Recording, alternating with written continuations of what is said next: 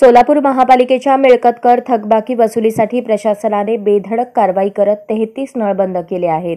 दिवसभरात वसुलीच्या 9 पथकांकडून 13,89,092 रुपये तर महापालिकेच्या विविध कर संकलन केंद्र व ऑनलाईन असे एकूण मिळून 37,45,921 रुपये कर भरणा महापालिका तिजोरीत जमा झाला आहे, अशी माहिती महापालिका उपायुक्त आशिष लोकरे यांनी दिली।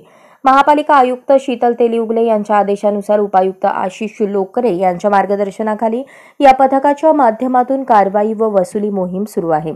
सोलापूर महापालिका मालमत्ता कर विभागातील कर संकलन अधिकारी युवराज गाडेकर यांच्या नियंत्रणाखाली विविध 9 पथकांच्या माध्यमातून ही कारवाई करण्यात येत आहे। कारवाई आणि वसुलीची मोहीम बेधडकपणे चालू आहे। महापालिका मिळकत कर विभागाच्या माध्यमातून 1 मार्च 2024 रोजीपासून वसुली मोहीम राबवण्यात येत आहे।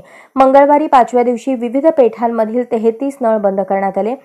आज मंगळवारी दिवसभरात वसुलीच्या 9 पथकांकडून 13,89,092 रुपये तर महापालिकेच्या विविध कर संकलन केंद्र व ऑनलाईन असे सर्व मिळून एकूण 37,45,921 रुपये कर